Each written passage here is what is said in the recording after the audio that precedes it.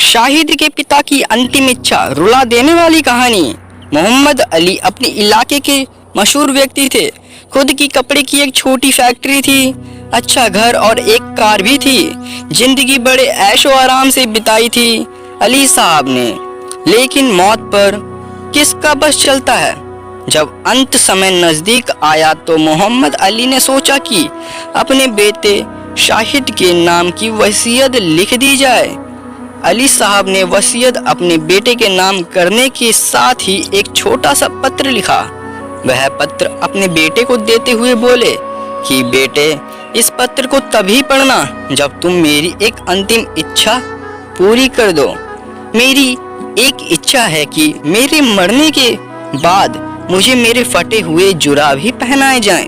ये मेरी अंतिम इच्छा है बेटा, इसे जरूर पूरा करना और इसके बाद तुम ये पत्र खोलकर पढ़ना।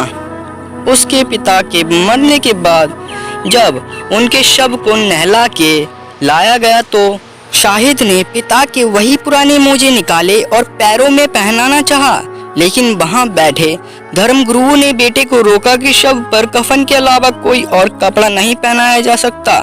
शाहिद ने बहुत जिद की, तमन्ना, उलेमाओं और मौलवियों को इकट्ठा किया, लेकिन शाहिद की इच्छा थी कि उसके पिता की अंतिम इच्छा को पूरा जरूर किया जाए, परंतु कोई नतीजा नहीं निकला।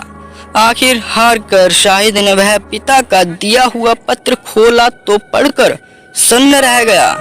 उसके रोंगटे खड़े हो गए। पत्र में लिखा था, मेरे बेटे, मेरे जिंदगी भर दौलत जमा की, फैक्ट्री खड़ी की, बड़ा घर बनाया और समाज में एक अच्छी पहचान भी है, लेकिन इन सब के बावजूद भी मैं अपना एक फटा मोजा भी अपने साथ नहीं ले जा पा रहा हूँ। मैंने सारी फैक्ट्री और दौलत तुम्हारे नाम कर दी, खूब पैसा कमाना, लेकिन एक बात का याद रखना, एक दिन मौत तुमको भी आएगी और तुम अपने साथ कुछ ना ले जा सकोगे। अपने कर्मों को सदा ऊंचा रखना और इस धन को नेक कामों और गरीबों की मदद में खर्च करना। बस यही एक पिता की अंतिम इच्छा थी और नसीहत भी। पढ़कर शाहिद की आंखों में आंसू झलक आए।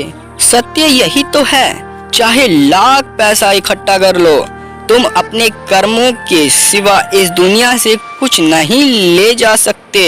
खाली हाथ आए थे, खाली हाथ ही जाओगे।